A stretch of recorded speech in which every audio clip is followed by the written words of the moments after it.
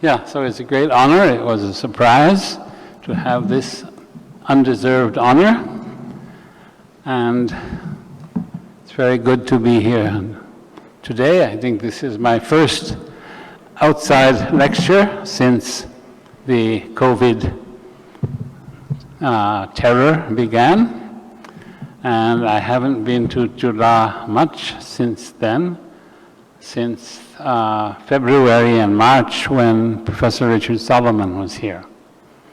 Then after that, I was hiding at home for safety's sake.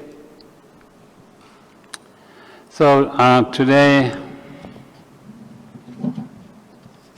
I just made a few notes.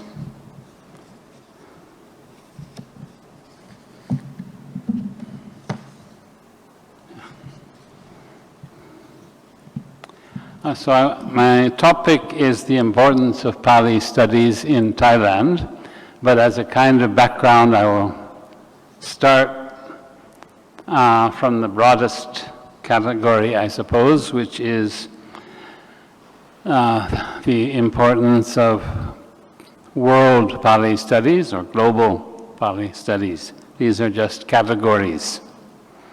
So the first point is, of course, that Buddhism is a very important religion and a very important part of world heritage. And of course, Pali and Buddhism are not coterminous. There are many forms of Buddhism. So I do not mean that only Pali or only Theravada or Therawat or Theravamsa is important. All Buddhisms are important, and one of these is Theravada, which transmits its heritage, its scriptures in Pali. So as a part of world Buddhism, Pali is extremely important.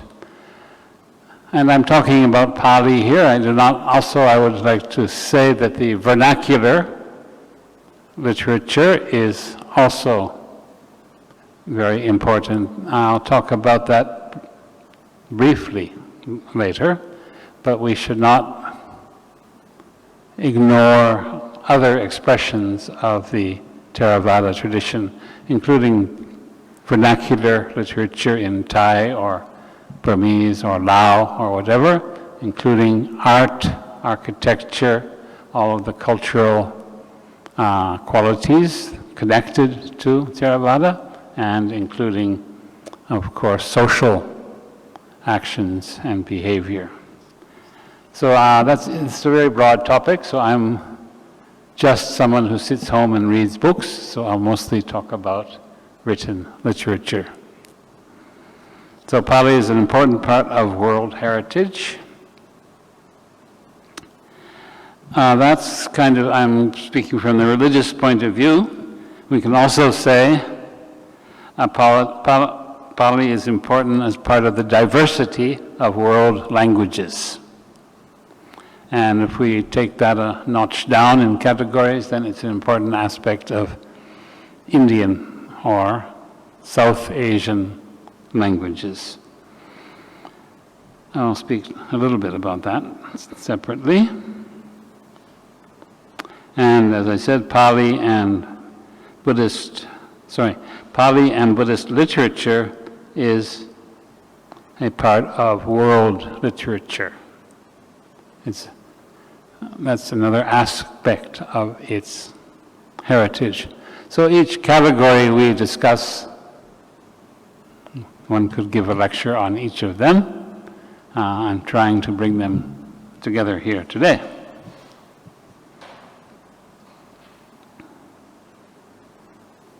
Each category can be divided into subcategories. It's like boxes, nested boxes. And each term we use, as we know, those of us who are lucky enough or unlucky enough to study things in depth, each term we use can also be broken down, redefined, contested, and so on. Words like literature, words like religion, even language or national language, all of these terms are fluid and are continually being contested. We take them as often as easy or obvious, and that's what I'll do for this lecture. I don't want to go into the intricate details of terminology. So that is the world stage, let us say, for Pali. Another aspect of that is Pali studies worldwide. I can't go into the history here much at all, but of course Pali began more or less in India and then was preserved in Sri Lanka and Southeast Asia and was largely used by the Buddhist Sangha. If I'm talking about literature, it's usually something that belonged to the Song, Buddhist literature. That's another point. And I won't go into detail the fact that, of course, one very important aspect of Pali is recitation, chanting, liturgy. That is actually perhaps what keeps Pali alive in all of the Theravada countries, because everybody has to suat mon. And they do that in Pali, often interacting with vernacular chants. But it is this liturgical aspect also, which I'll not go into so much here, that is very, very important. And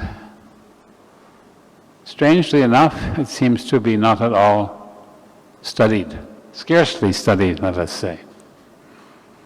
And I remember when I was at Harvard many ages ago, they had a bookstore called the Divinity School Bookstore in the basement. It was a wonderful bookstore full of books. These things don't exist anymore, I guess. But and they had, of course, Divinity School, so it was mostly Christian. And there was a whole wall with, 6 or 8 shelves, chong, from floor to ceiling, on liturgy, just suat mon, just ritual use of language in Christianity. And they even would have 14th century, 15th century. So this study of the ritual use of language, the liturgical use of language, is highly developed in Christian studies. Now, I wished we could have that kind of study in Pali or other Buddhist languages, but there's scarcely anything. We scholars talk only about the written books that we read privately, and private reading, as you probably know, is rather relatively modern, depending on print culture and so on and so forth. So that again brings up the problem of categories and packages of ideas and so on, with the idea that, for example, Buddhism is a philosophy, and ritual got a lot of bad press since the 19th century, actually, even up to now, that ritual is not the heart of a religion, or ritual is superstition, ritual is not intellectual, it's something done by the ignorant masses, and so on and so forth. So that prejudice against ritual has kind of obscured the fact that Theravada is very much a ritual and ceremonial religion. And these ceremonies are very important, even to the point that you'll see in English, especially the English Protestants like this kind of discourse. So you'll see that Buddhism or Theravada Buddhism or early Buddhism has no ritual, which is rather extreme, and even comparing it to Zen, say that like Zen, it has no ritual. But if you study Zen or really get involved in Zen, it is very ritualistic too. So there's no contradiction between ritual and religion or practice or whatever you want to say. It's a part of it all, it's part of the package. Now, from this world category, world or global, we go to the Indian or South Asian. Again, since I'm rather old, I have seen that we used to always be able to say India, and all the old books say India. And then after the independence of India and the partition into Pakistan and Bangladesh, that word became, we still use it actually, but we tend to use South Asia to include the whole of what we called Indian Buddhism. But those are just, again, the problems of categories, definitions, and words. So Buddhism, again, why is it important in Indian or South Asian studies? Again, Buddhism is a part of the South Asian heritage, and within that Buddhism is Pali and Sanskrit, Buddhist Sanskrit, Gandhari, and so on. So Buddhism is a part of the religious and cultural heritage. Buddhism is a part of the linguistic heritage, just in the field of linguistics. Indian linguistics, classical Indian linguistics, Pali is extremely important. And that brings up the fact that Pali is part of the, we can call, neglected Prakrit heritage of Buddhism and of India. That is to say, perhaps, I have to be careful here in case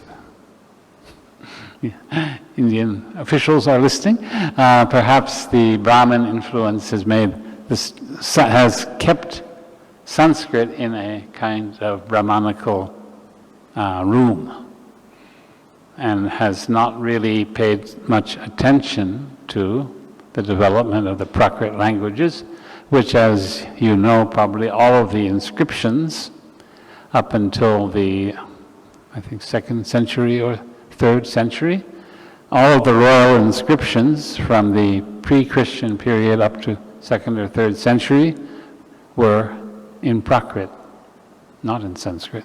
And Sanskrit began to be promoted by the Guptas, Gupta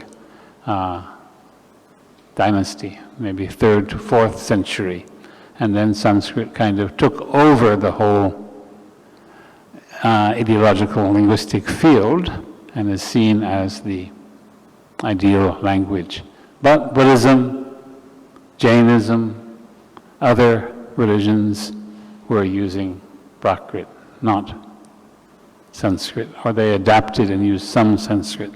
So that's another aspect. Pali is part of this important history, linguistic history, in terms of Prakrit.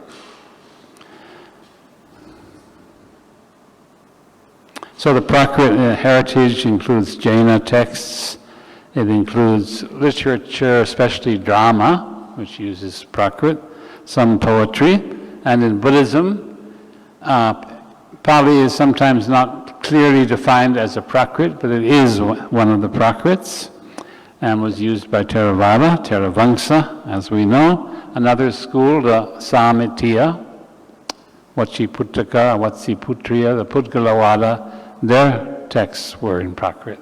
And recently, I mean, in the last 10 years, some of their texts were mostly lost, but some of them have been recovered, and there's some brilliant Prakrit poetry by one Sarvarakshita, Mahakavi, and also some sutras.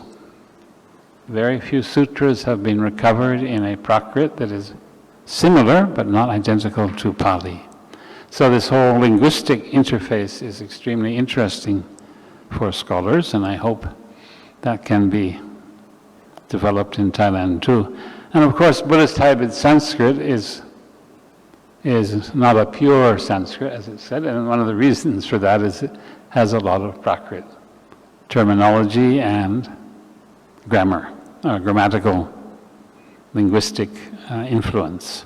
Then there's epigraphic Prakrit in inscriptions from Mathura, Kanaganahali, Panigiri. Many sites have used Prakrit for the inscriptions. And all part of that. So,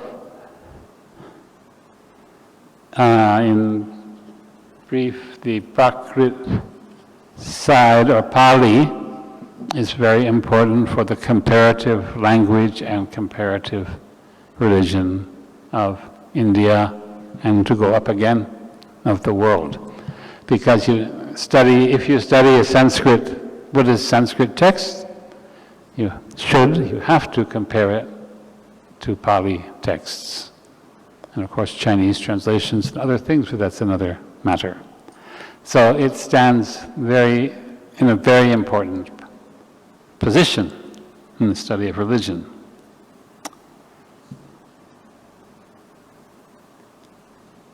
I can scarcely read my own writing. So, Pali and the Theravamsa, which is Theravada or Theravada tradition.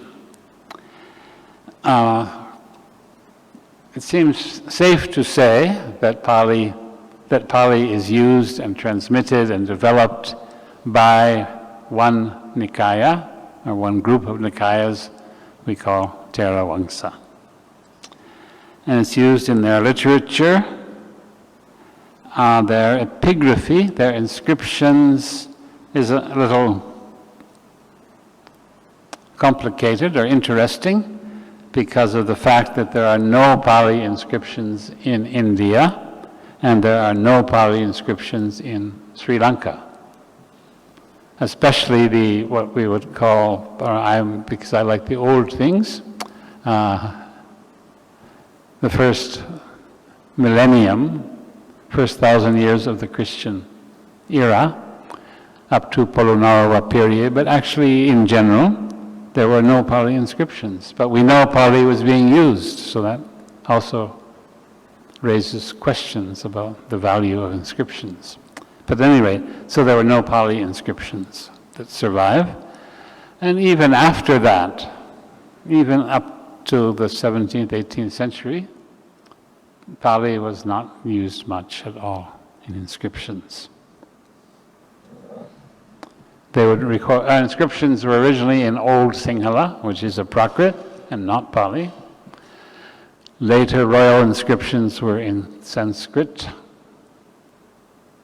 and Sinhala, medieval Sinhala. So where do we have Pali inscriptions? We have them in Southeast Asia. Where in Southeast Asia we have them in Burma and Thailand predominantly, and a few in old Cambodia. So I once gave a talk about these and called them Pali zones. At that time it was Burma, meaning Irrawaddy Delta area, lower Burma, or Myanmar, if you like, and Chaupriya Delta, the main area. That's where the main Pali inscriptions are found. Not in what we think of as the homeland of Pali, India or Sri Lanka. So in Burma they are in the ancient Piyu culture, Sri Kshetra, also in Arakan, and in a later period in Pukam or Pagan. And in Thailand, we have 50, 60, 70 inscriptions before the 11th century. And it continues into Sukhothai and so on.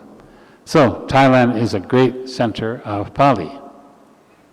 And for using some documents like inscriptions, it is one of the main ones. Pali, and Burma has quite a number too in this early period. Now, if we want to read these inscriptions, we have to know Pali. And so that's another aspect. Training in Pali is useful for the study of the history, early whatever, religious, literary, I would say liturgical history.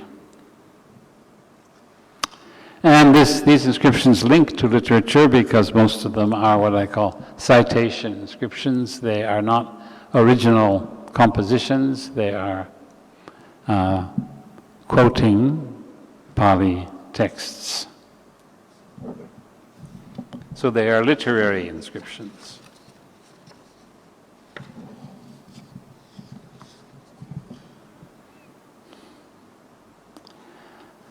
So as I said, literature is a very difficult term to define, and it is contested in many ways. And I won't go into that.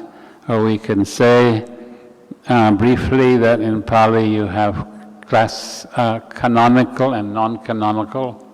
Those categories are old categories since the Victorian period. Or Nibat and Nok Nibat, more or less the same. I tended to call the canonical, rather sometimes classical might be better. They are regarded as the classics. They are canon too. Canon is an extremely difficult word with multiple meanings, and it's used, it's used for art. You can say this painting by Van Gogh or by Matisse or something is canonical. That means it sets into the mainstream as has a standard. And of course in literature, in English literature, in any literature, the texts that are highly respected, used as standards are called canonical. That has all been much contested in modern and post-modern analysis. They want to redefine or dissolve canons. That problem comes a bit to Pali, but we won't go into that. So the question in Pali literature of Thailand is that there is an original, a wide canon of original and non-classical literature. That means Nok Nibat Pali compositions, Pali texts, which are sutras or jatakas, as you know, Panyat, 50 jatakas.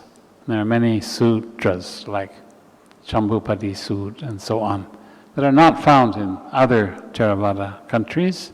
So this is an important defining characteristic of Thai Pali literature, that we have this body of texts that are not found in other Pali-using cultures. And there is a lot, and this is very important.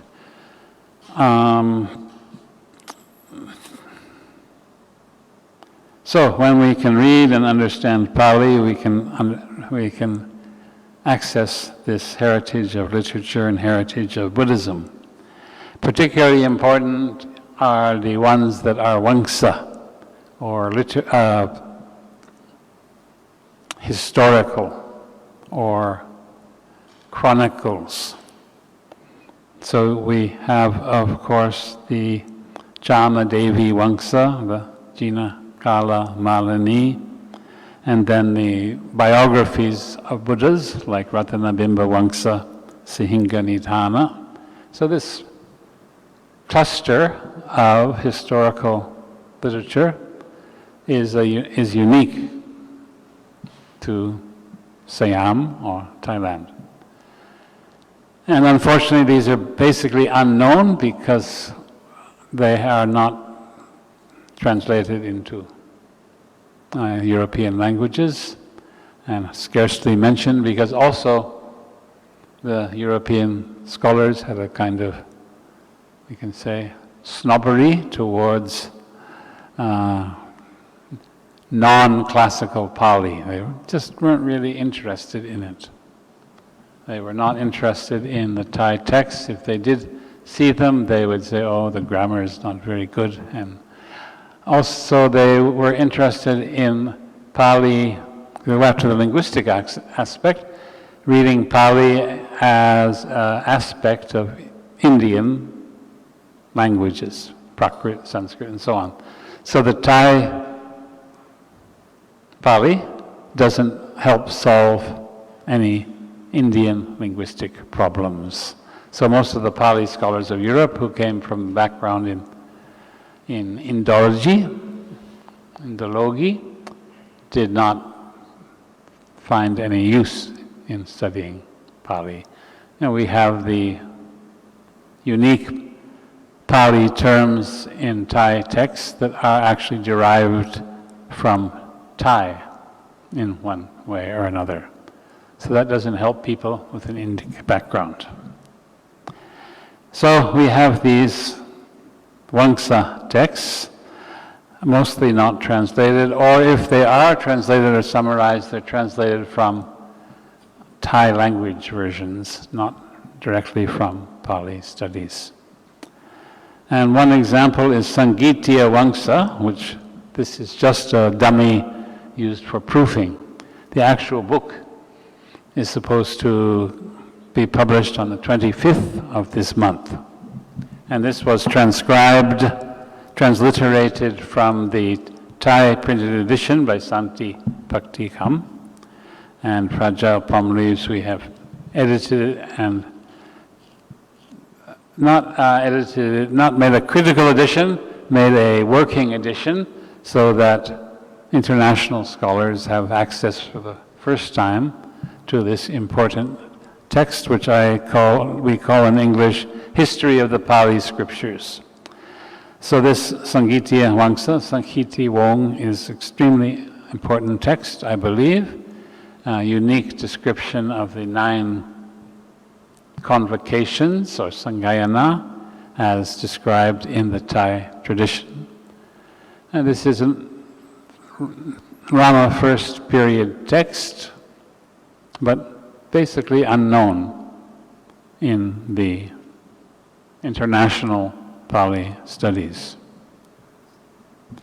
But I'm going to say that Pali, we have the problem that we are underrepresented. We have a handful of interested people and competent scholars. This is a very bizarre, very strange example with this book, which has been lying in the Pali edition in Thai for 100 years. One professor at Harvard made a Roman edition and an English translation around 2000. It was finished. And he's good, and there's nothing wrong with it. For some reason, he never published it. And it just disappeared. I don't know why. So there has been one, not only an edition, but even translation, but it's never become public. Then when we published this, when we were already, Santi had done the work, we were already proofreading it with the help of some scholars in India. And I had a letter from a gentleman in Kolkata, a professor whom I don't know, saying he would like me to write an introduction to his edition of the Sangiti Wong. And his letter was quite good, and he seemed quite competent, so I had to say, well, I'm sorry, we're about to publish our edition, and I can't write 2 forewords, 2 introductions. And he said then he didn't know what to do, should he publish it, and so on. And I said, well, of course that's up to you, but you should write about it and discuss it, maybe make Hindi or Bengali edition and so on. But then I forgot all about that, but just as ours is in press, I got the letter from the Pali Text Society, and Mr. Kumar, or 2 Kumars actually, submitted their edition to the Pali Text Society. And Pali Text Society, I had sent them information about this, so they said, what's going on? Should we publish his book? And I said, that's up to you. But I think they had their meeting on Friday. And they decided, I think, of course, not to publish his edition, which might be quite good, I don't know. I haven't seen it. So we have this, I'm saying that we don't have enough people doing Pali, interested in Pali. We're understaffed and everything else, but somehow we managed to get 3 Roman editions of the same book. That's unfortunate in a way. If he had done some other work, it might have been better. So things are complicated. Another question then in general is, can we understand Thai Buddhism, Thai literature, Thai history without knowing the Pali literature? That's what you are all involved in doing. And that doesn't mean everybody has to learn Pali, of course, but things in Thai, translations in Thai, using Pali literature as part of a Thai heritage. It's not just a Pali heritage. And at the same time, we could say that we are understaffed, budgeted, and many people say, well, Pali is for monks. And I say that Pali is not only for Pali is for everyone. It's a science, a study. And yes, so if you look at the monastic point of view, lots of monks study Pali and do some research and so on. But that is not usually in international languages, and except in exceptional cases, perhaps the standard of research needs something to be desired. So we need more manpower, or whatever it's safe to say these days, people power, in Pali studies. And I contrasted earlier about liturgical studies. You can also say literary studies in other religions. That has developed very well, and is it gets administrative support because this is in Christian cultures or cultures with Christian backgrounds. Also the classics, the Greek and Latin classics, are seen as the basis of European culture.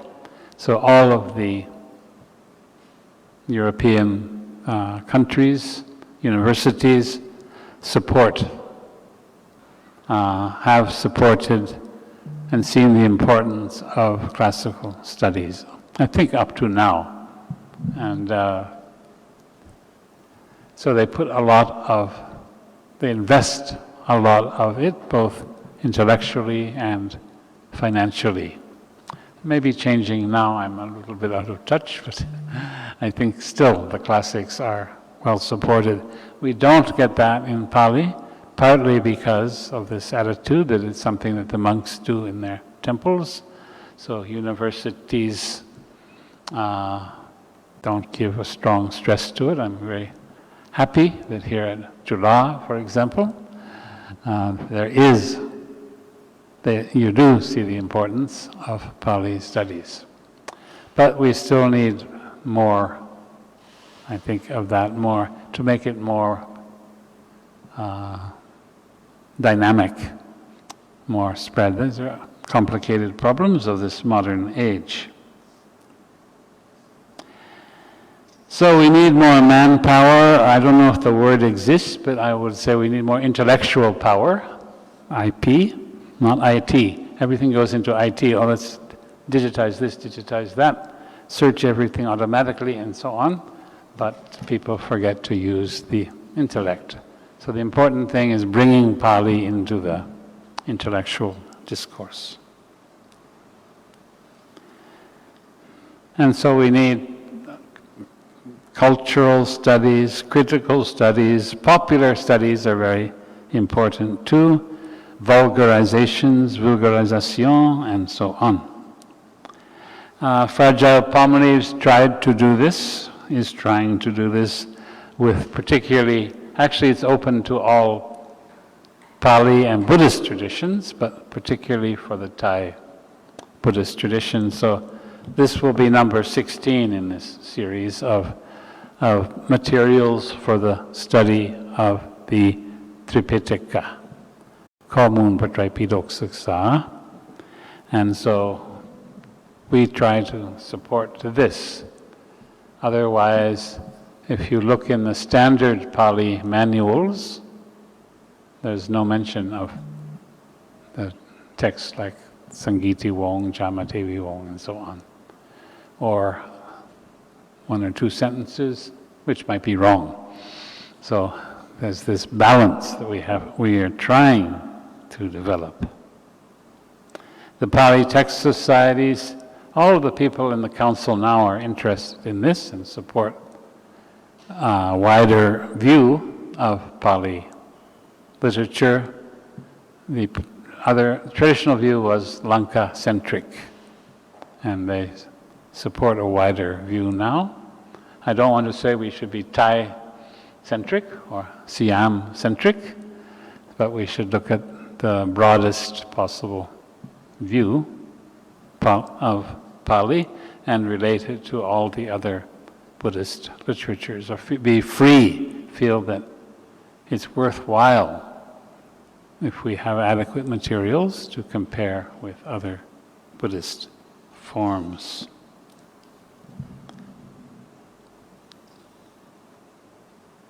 And so I stress in the work I'm doing, because why am I doing it? I guess because I'm interested in it and it's sanuk. I'm not being, I'm not overly serious or narrow-minded, I hope. But I stress all of these Thai texts which are unknown. And I think they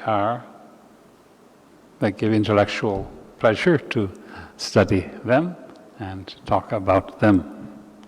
But I don't mean to say there should be the same thing for Burmese Pali, Sri Lankan Pali, whatever, and their forms of Buddhism, Theravada, all of these things should be studied academically, and we need to build up a broader and more dynamic picture of Pali. So very briefly then I mentioned the interface with the vernacular, not just Pali in a box. I sometimes use that analogy, which might make some scholars or others unhappy, but in Europe, Pali has been tended to be studied in a box. That means the Pali box. They don't open the windows and see what there is in other linguistic or religious studies. So one aspect of that too is that Pali is related to the vernacular languages like Thai, Burmese, and so on. And intellectually that involves the interface with how does Pali mix with Thai? That's a very big subject, using the various types of translation like Nisai, and the traditional way, a gloss, for complete translations, expanded translations, and so on. So Pali is really integrated into the mainstream of Thai literature in many ways, through translation, through language, loan words, and through the ideology of Pali. There's also the this can be studied simply by lexicographers. So, Pali loan words are often what I call hybrid Pali, hybrid Thai loan words are everywhere in Thai, even in common, not only in daily Thai, ritual Thai, but also and literary Thai. So it's very important. You cannot properly make a dictionary of Thai without knowing Pali and Sanskrit. There's also a political or an ideological interface. The ideas of kingship or political governance, justice, and all of these things are their ground, just like I mentioned the classics for European cultures. They are grounded in many ways in the Pali literature, and again, not only the classics, not only the 500 Jatakas, the Hawai Chat, but also the 50 Jatakas and other regional or local compositions have a great influence. Briefly step up to the category of Southeast Asia. There is the dynamics of Pali in Southeast Asian cultures, and that again is widespread, multidisciplinary. That means in Burma, Laos, Yunnan, Vietnam, Cambodia, Malaysia, and of course Sri Lanka. All of these cultures, all of the things I've talked about are present in one or the other way, except, I should perhaps stress, except the uniquely Pali composition, Thai, Siamese Pali texts. That means these texts, Sankitiya Wong is relatively late, we could say, but even the earlier ones, like or Lokaneya Pakarana, Lokanai, these texts are not there in other Buddhist cultures. So we have this unique literary cultural heritage.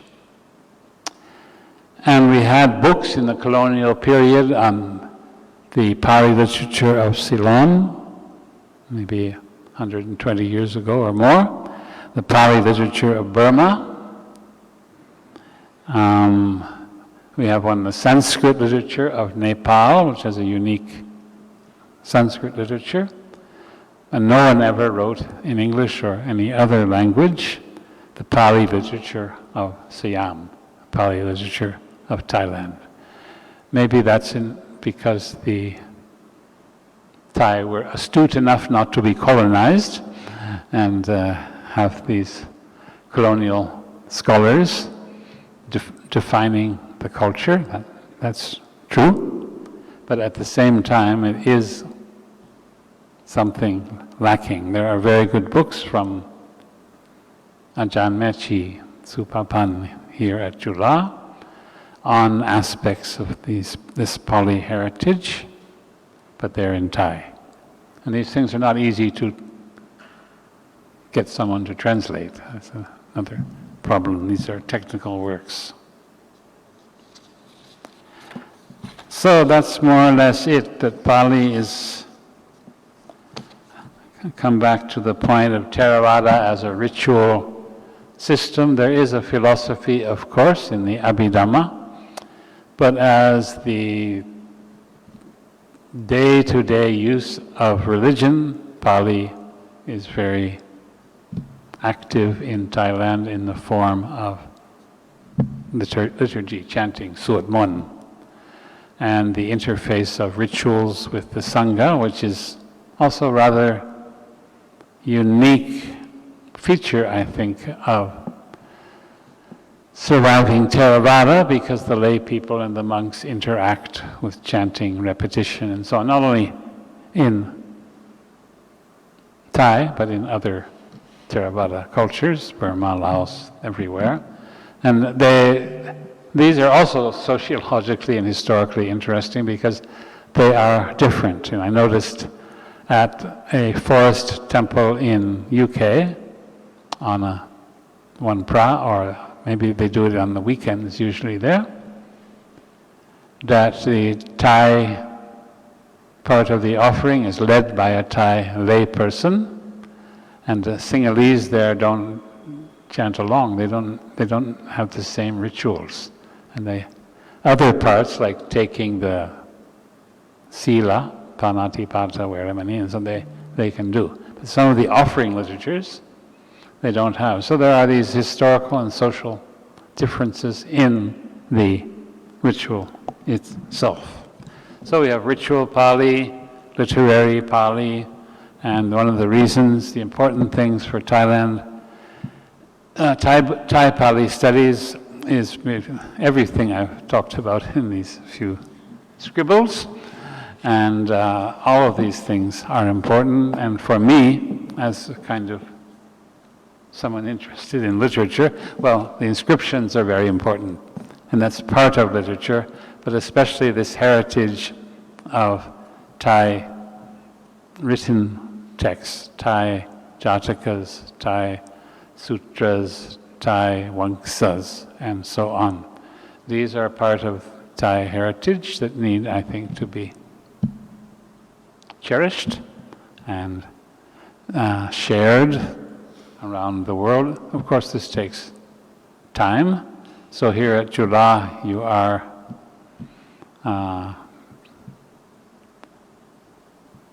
creating, I hope, new generations, not only new generation, but I hope new generations who will carry this knowledge base to a broader audience. So that is all I have to say for this today. Thank you.